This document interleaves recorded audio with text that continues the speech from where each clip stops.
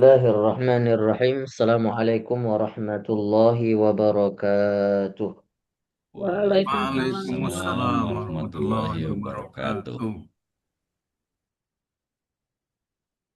Alhamdulillahi rabbil alamin. Summa salatu wassalamu ala sayyidina Muhammadin ibni Abdullah Mustafa Rasulillah. Miftahi babi rahmatillah adada ma fi ilmillah salatan wa salaman daimaini bidawami mulkillah wa ala alihi wa sahbihi wa mawala amma ba'd. سبحانك لا علم لنا إلا ما علمتنا إنك أنت العليم الحكيم رب اشرح لي صدري ويسر لي أمري واحلل عقدة من لساني يفقه قولي أما بعد قال رسول الله صلى الله عليه وسلم خيركم من تعلم القرآن وعلمه وقال في حديث غيره من سلك طريقا يلتمس به علما سهل الله له به طريقا إلى الجنة أو كما قال رسول الله صلى الله عليه وسلم. Hamdan wa syukran lillah, pada pertemuan kali ini Allah masih memberikan kita kesempatan guna untuk melanjutkan kajian kita. Hamdulillahi rabbil alamin, yang telah Allah berikan kesehatan badan kepada kita semua. Namun kepada saudara-saudara kita yang saat ini mungkin sedang sakit, saat ini mungkin Allah sedang uji mereka, kita doakan supaya Allah berikan kelapangan di setiap urusan-urusan mereka. Allah mudahkan semuanya. Allah jadikan kesabaran-kesabaran mereka menjadi kesabaran yang berbuah amal ibadah mereka yang mereka tuai nantinya di yaumil akhir.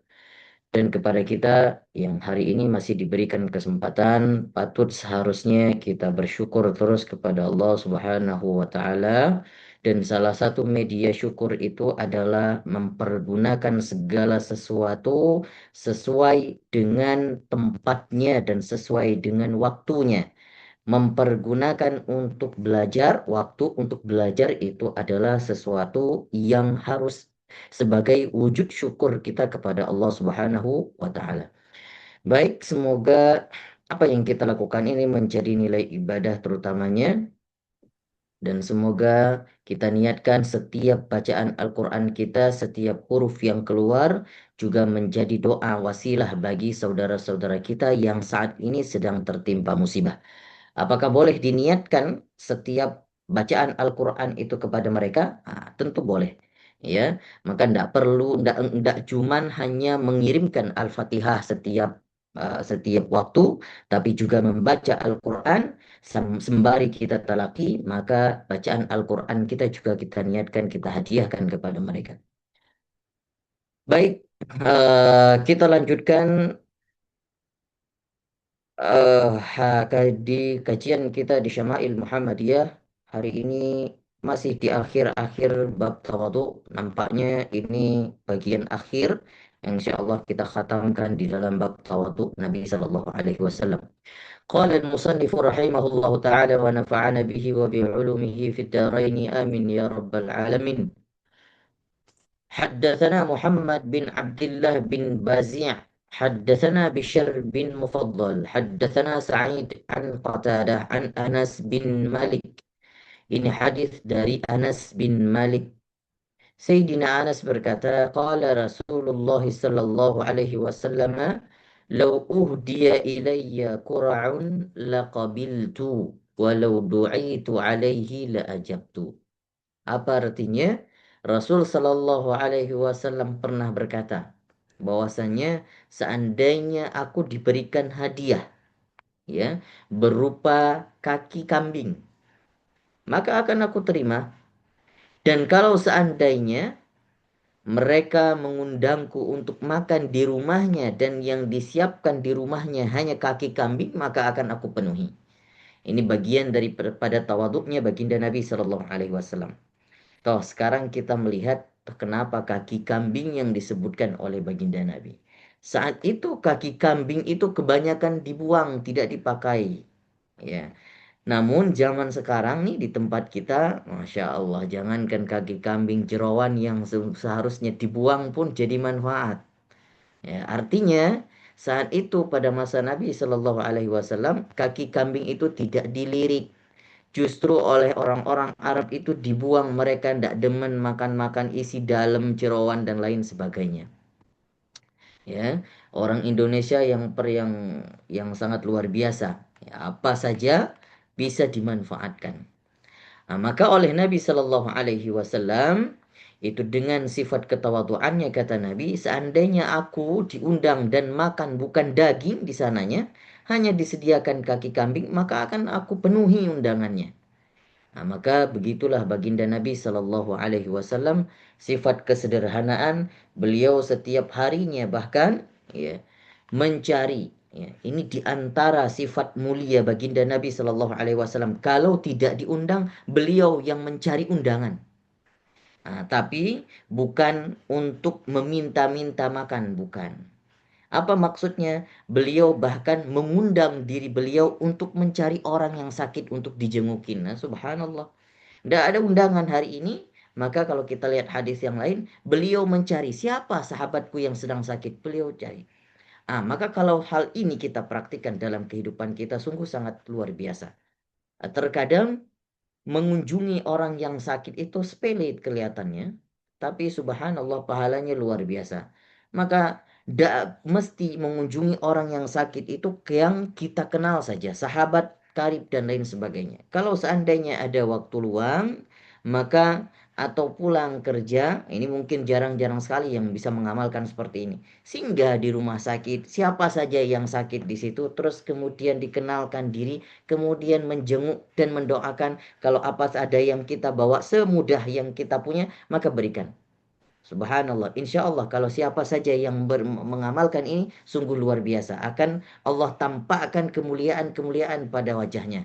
Dan bisa jadi Allah lapangkan segala rezekinya karena inilah yang dilakukan oleh Rasulullah Sallallahu Alaihi Wasallam dalam kesehariannya. Jadi Nabi itu tidak mesti mengunjungi sahabat-sahabat karibnya saja. Ya, itulah kemuliaan baginda Nabi Sallallahu Alaihi Wasallam.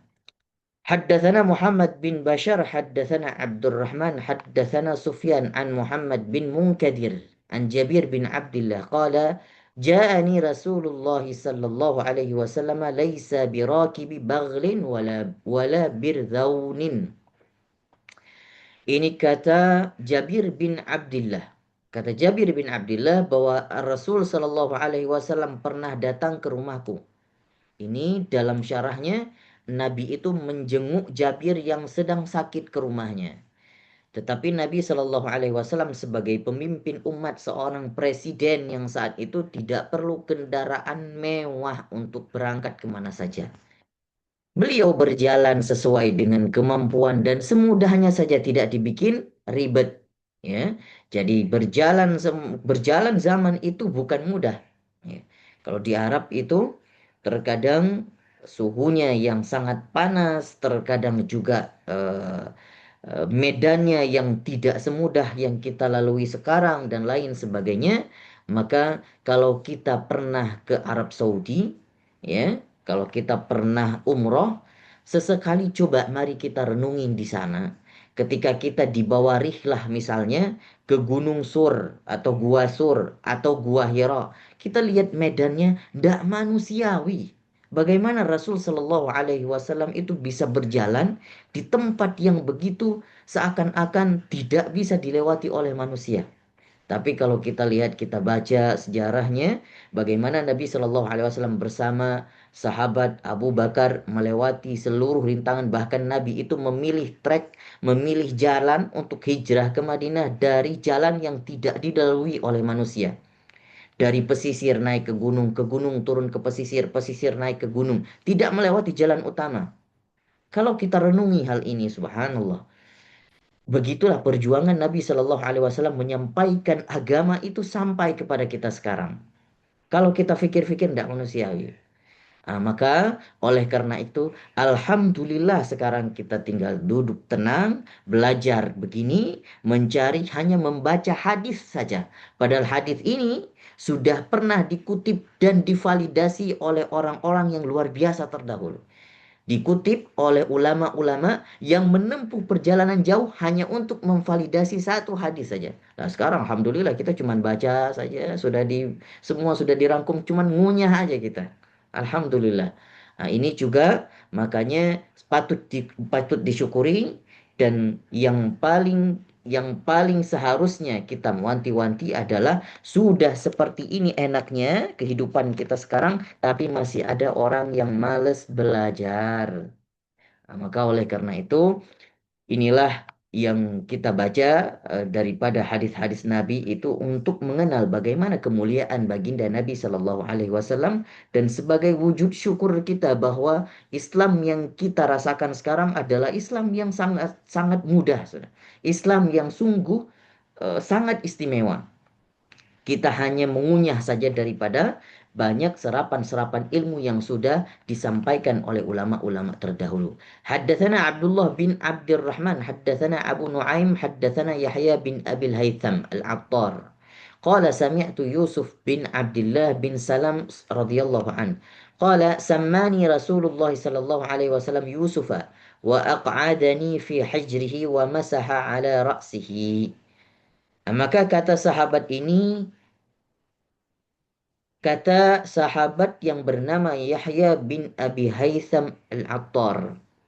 Nah, ini untungnya kita belajar hadis itu, kita bisa menemukan nama-nama sahabat yang tidak familiar. Ya, nah, kita sudah baca 345 hadis. Subhanallah, sudah banyak hadis yang kita baca. Maka sebanyak itu yang sudah kita baca, apa yang membekas pada diri kita, seharusnya setidaknya ada 2 3 hadis yang membekas, yang kita praktikkan. Tapi kalau 300 hadis yang sudah kita bacakan ternyata tidak ada apa-apanya, berarti ada yang salah sama diri kita. Kata Yahya bin Abi Haytham Al-Attar bahwasanya aku pernah mendengar Yusuf bin Abdullah. Oh, ini hadis dari Yusuf bin Abdullah. Bisa jadi Yusuf bin Abdullah ini kunyahnya diberikan kepada sahabat ini Yusuf, padahal nama aslinya bukan Yusuf, bisa jadi. Karena ini dikatakan samani Rasulullah sallallahu alaihi wasallam Yusufa. An-Nabi sallallahu alaihi wasallam yang memberi namaku Yusuf. Ya, dia ceritakan ternyata dahulu ketika beliau kecil, sahabat ini, ya Yusuf bin Abdullah, pernah didatangkan kepada Rasul sallallahu alaihi wasallam. Ya, terus kemudian Nabi memberikan nama kepada sahabat ini Yusuf. Wa aq'adani fi hijrihi. Dan saat itu Nabi juga membawanya ke kamarnya Nabi. Wa masaha ala ra'si. Dan diperlakukan sebegitu lembut oleh baginda Nabi Sallallahu Alaihi Wasallam. Diusap kepalanya, diberikan namanya, terus kemudian dibawa ke kamarnya. Ya, artinya Nabi Shallallahu Alaihi Wasallam begitu lembut dan begitu sangat santun untuk memperlakukan anak kecil, ya, yang bayi dan lain sebagainya. Kalau kita lihat hadis yang lain, seandainya apa saja yang Nabi punya lagi makan, kalau lewat anak kecil itu dipanggil oleh Nabi. Dipanggil oleh Nabi, diberikan makanan kepada yang kecil duluan. Kalau di antara ada sahabat yang muda dan yang tua, itu Nabi Shallallahu Alaihi Wasallam terkadang lebih sering mendahulukan yang paling kecil. Ya, anak-anak, bocil-bocil itu disayangi oleh Rasul Shallallahu Alaihi Wasallam. Nah, salah satunya ini Yusuf bin Abdullah. Ya, dan lebih kagumnya kalau kita baca hadis yang lain, pernah diceritakan Nabi Shallallahu Alaihi Wasallam itu menggendong anak kecil, ya, menggendong anak bayi, masih apa namanya, ya masih istilahnya beberapa tahun dan masih belum bisa jalan, masih apa kencing di mana saja, di celan dan lain sebagainya. Maka saat itu Nabi Shallallahu Alaihi Wasallam sedang menggendong bayi tersebut dan dikencingin, ya qadarullah, dikencingin oleh orang tuanya karena merasa enggan Nabi Shallallahu Alaihi Wasallam. Nah, maka Nabi saat itu mengatakan apa? Sudah, tidak masalah, udah nggak masalah. Meskipun dia kencingnya, sudah, ini anak kecil, biarin saja. Nah, sebegitu mulianya baginda Nabi Shallallahu Alaihi Wasallam. Tidak pilih-pilih.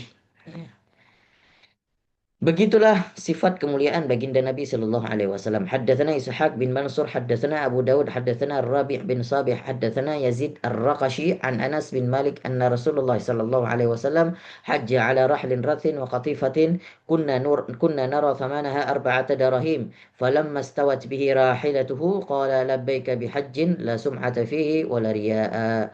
Ini hadis sudah kita bahas saat beberapa pertemuan yang lalu. Dari Anas bin Malik mengatakan bahwa Rasul Shallallahu Alaihi Wasallam berhaji dan kemudian kendaraannya itu kendaraan yang sangat sederhana, dan kami melihat bahwa pakaian yang dipakai oleh Nabi Shallallahu Alaihi Wasallam berkisar hanya 4 dirham saja. Kalau dirupiahkan mungkin sekitar seratusan ribu, sekitar 100 ribuan. Falamma stawat bihi rahilatuhu qala labbaika bihajjin la sum'ata bihi wa la riya. Ketika Nabi Shallallahu alaihi wasallam menaiki kendaraannya untuk melakukan perjalanan haji, kemudian Nabi Shallallahu alaihi wasallam mengatakan labbaika bihajjin, kami datang ya Allah untuk melakukan haji yang tidak terhimpun di dalamnya potensi sum'ah dan potensi riya. Maka seharusnya kita baca doa yang diajarkan oleh Nabi Shallallahu Alaihi Wasallam ini kalau seandainya kita ingin berangkat umroh dan haji nantinya. Semoga Allah melapangkan, memudahkan kepada kita semua untuk kembali bisa melakukan ibadah umroh, dan juga yang belum haji semoga Allah lapangkan urusannya untuk bisa haji. Yang belum pernah umroh Allah lapangkan urusannya untuk bisa mengunjungi Baitullah dan juga berziarah kepada makam Nabi sallallahu alaihi wasallam. Kita selesaikan. Haddatsana Ishaq huwa bin Mansur, haddatsana Abdul Razzaq, akhbarana Ma'mar an Thabit Bunani wa Asim Ahwal an Anas bin Malik anna rajulan khayyatan da'a Rasulullah sallallahu alaihi wasallam faqarraba ilaihi tharidan alaihi dubba. فقرب إليه ثريدا عليه الدباء قال وكان رسول الله صلى الله عليه وسلم يأخذ الدباء قال وكان يحب الدباء قال ثابت فسمعت أنسا يقول فما صنع لي طعام أقدر على أن يصنع فيه دباء إلا صنع.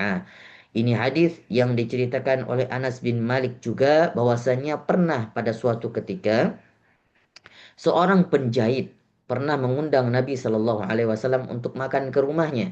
Maka didekatkan kepada baginda Nabi Shallallahu Alaihi Wasallam tharid. Tharid itu seperti kuah ya, seperti bubur ya, seperti bubur. Dan di dalamnya ada dubba, ada labu. Karena ini sahabat tahu bahwa Nabi Shallallahu Alaihi Wasallam senang sama labu. Maka makanan favoritnya dihidangkan. Wa kana Rasulullah sallallahu alaihi wasallam ya'khudud dubba qala wa kana yuhibbud dubba, karena Nabi sallallahu alaihi wasallam suka kepada dubba. Jadi kalau kita melihat diceritakan oleh Anas bin Malik di dalam hadis yang lain, ketika dihidangkan menu makanan di depan Nabi sallallahu alaihi wasallam, ada ayam, ada kambing, ada labu. Justru dengan kesederhanaan baginda Nabi sallallahu alaihi wasallam, Nabi memilih labu daripada berdaging-dagingan. Subhanallah. Padahal Nabi itu jarang sekali loh makan daging, jarang sekali. Tapi kalau seandainya diundang makan, ada pilihannya labu atau perdagingan, maka Nabi lebih memilih labu untuk dimakan. Ditinggalkan perdagingan kepada sahabatnya. Qala Thabitun fasami'tu Anasan yaqulu fama suni'a li ta'amun aqdaru ala an yusna'a fihi dubba illa suni'a. Maka saat itu dikatakan oleh Anas bin Malik, saat itu ketika aku mengetahui bahwa Nabi senang sama labu, maka setiap makanan yang aku makan, aku usahakan ada labu di dalamnya. Subhanallah. Inilah namanya cinta. Ya, inilah namanya cinta. Kalau seorang kekasih sudah makan, sudah apa saja yang dicintai, maka kita ikut cinta. Nah, sekarang kalau kita melihat Nabi Shallallahu Alaihi Wasallam favorit makanannya itu labu, mari kita mencoba untuk mencintai memakan labu. Nah, ini juga bagian daripada dan niatkan itu sebagai salah satu rasa cinta, rasa kerinduan kita kepada baginda Nabi Shallallahu Alaihi Wasallam. Ingat, tapi ya untuk mewujudkan rasa cinta dan rasa rindu kepada Nabi itu bukan hanya mencomot bagian-bagian yang mudah daripada sunnah Nabi Shallallahu Alaihi Wasallam. Misalnya ada yang beralasan kenapa apa namanya menikah lagi berpoligami karena ikut sunnah Rasul. Nah, ini terkadang salah kaprah mencari sunnah-sunnah yang gampang, sunnah-sunnah yang mengenakkan dia sewenaknya aja gitu. Tapi giliran yang sulit-sulit tidak mau diambilnya. Nah, maka kita oleh Nabi Shallallahu Alaihi Wasallam diajarkan dengan banyak sunnah-sunnahnya. Maka ambil yang gampang boleh, tapi jangan menggampang-gampangkan. حدثنا محمد بن إسماعيل قال حدثنا عبد الله بن صالح قال حدثني معاوية بن صالح عن يحيى بن سعيد عن أمره قالت لي قيل لعائشة قيل لعائشة ما كان يعمل رسول الله صلى الله عليه وسلم في بيته. Ada seseorang diceritakan oleh Amrah, ada seseorang yang bertanya kepada Sayyidah Aisyah radhiyallahu anha tentang apa yang sering dikerjakan oleh Rasul sallallahu alaihi wasallam di rumahnya. Ya. Terus kemudian apa yang dikatakan Ibunda Aisyah, qalat kana basharan minal bashari yafli thawbahu wa yahlubu syatahu wa yakhdumu nafsahu. Allah, inilah bagaimana kita melihat bahwa Ibunda Aisyah menceritakan Nabi Shallallahu Alaihi Wasallam di rumahnya selayaknya seperti manusia biasa. Padahal ini kekasih Allah Subhanahu wa taala. Di setiap arash yang sebelumnya diceritakan di dalam hadis-hadis kudusi yang ketika Allah Subhanahu wa taala belum menciptakan ruh hatta ruhnya Nabiullah Adam alaihi salam itu ruhnya dan nama Nabi Shallallahu alaihi wasallam itu sudah banyak terpampang di arasnya Allah. Nah, ini kita lihat orang yang dipilih sebagai kekasih Allah di rumahnya apa yang dikerjakan seperti manusia biasa. Yafli thawbahu, dia mencuci sendiri, wa yahlubu syatahu, kemudian memerah susu sendiri, kemudian mempekerjakan diri sendiri, artinya semua dikerjakan dengan sendirinya Nabi SAW. Seandainya yang bisa dikerjakan sendiri, maka Nabi mengerjakan sendiri, tidak memberatkan istri-istrinya. Nah, ini Nabi Shallallahu Alaihi Wasallam. Bahkan diceritakan kalau di dalam hadis yang lain, Nabi itu terkadang cuci piring, ikut memasak, ikut semuanya. Ya, menjahit bajunya sendiri, memperbaiki sepatunya sendiri, itu yang dikerjakan oleh Rasul Sallallahu Alaihi Wasallam. Maka ini kita bagi kaum bapak-bapak, ya jangan enggan kalau seandainya membantu istri-istri di rumah dengan cara menyapu, mengepel, terus kemudian membantu masak dan lain sebagainya. Padahal memang itu sebenarnya kalau kita lihat secara hukum itu tugas kita. Ya, tapi alangkah baik ini kaum hawa-hawa ini, kaum wanita yang sungguh luar biasa kalau kita melihat. Ya, tidak ada capeknya. Terkadang kita laki-laki pulang kerja seakan-akan sudah kerja banyak sekali. Terus kemudian sampai di rumah hanya rebahan saja.